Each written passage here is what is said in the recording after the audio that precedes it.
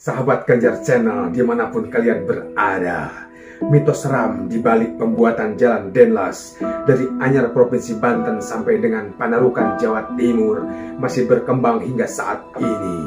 Bagaimana tidak, dengan cara membobol bukit pegunungan Batu Cadas pada awal abad ke-18 tersebut menggunakan sistem kerja paksa yang dilakukan oleh penjajah Belanda terhadap anak bangsa Indonesia. Sejak saat itulah peristiwa-peristiwa yang menakutkan sering terjadi di kawasan ini. Sahabat Ganjar Channel, bagaimana kisah ini bisa terjadi? Mari kita simak tayangannya.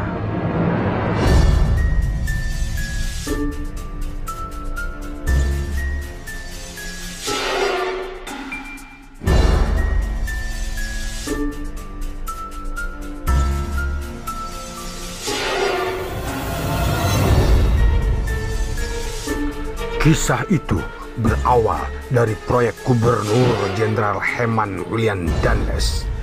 Dia membuat jalan terpanjang di tanah Jawa. Dalam catatan histori, Gubernur Jenderal Denles termasuk tokoh paling berhasil memerintah Hindia Belanda di Indonesia. Ia banyak melakukan pembaruan dalam pemerintahannya. Pada awal menginjakan kaki di Batavia, dengan tegas Denles menentang sistem kerja paksa yang diterapkan Gubernur Jenderal sebelumnya. Ia pun lantas merombak gaya feodal yang selama ini berlaku. Denles merombak segala sektor pemerintah Hindia Belanda.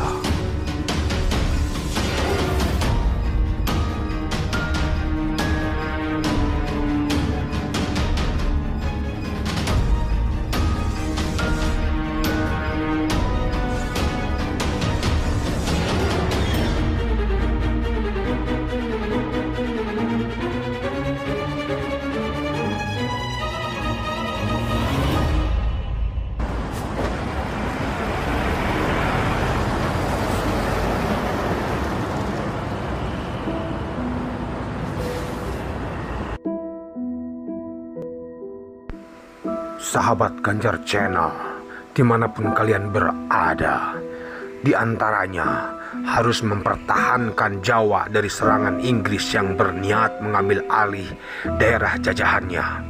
Untuk itulah muncul gagasan Denles membuat jalan lintas Jawa yang termasyhur dalam sejarah, yaitu Jalan Anyar Panarukan yang banyak meminta tumbal nyawa rakyat Indonesia.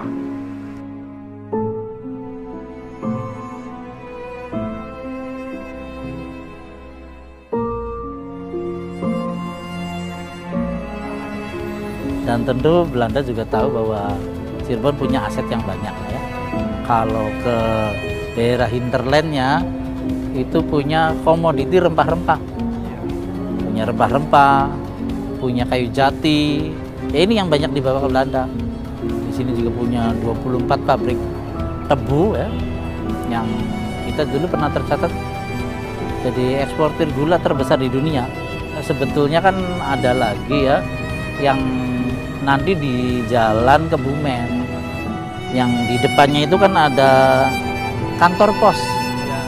Itu tuh the Groot W.0 di situ. Proyek ini tak selalu mulus berjalan. Penolakan soal upeti akibat membaiknya waktu angkut logistik kerap berujung ke peperangan. Jalan Raya Pos kemudian terus berkembang menjadi pantai utara seperti sekarang. Jalur yang kita lalui saat mudik ternyata memiliki sejarah hingga ratusan tahun. Bangsa Indonesia sudah sepatutnya mengingat hal ini.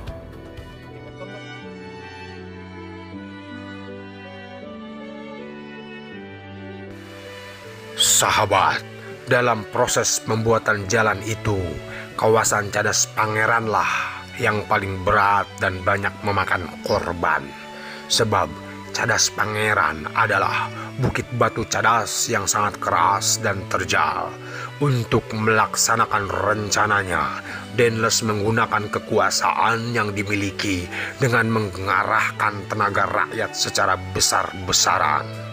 Ia dengan cerdik memanfaatkan pengaruh penguasa-penguasa pribumi atau raja-raja setempat untuk membangun jalan itu.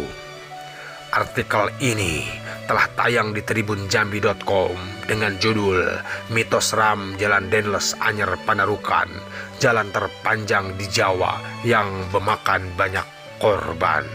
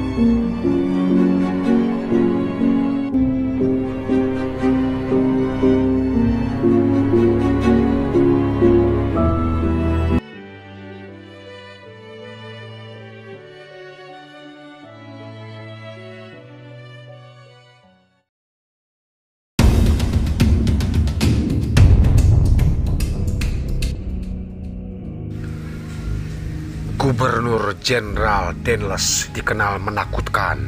Dengan tangan besinya, jalan itu diselesaikan hanya dalam waktu setahun saja, yakni tahun 1808.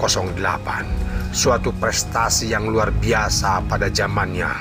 Karena itulah nama Dendles dan Jalan Raya Pos dikenal dan mendunia.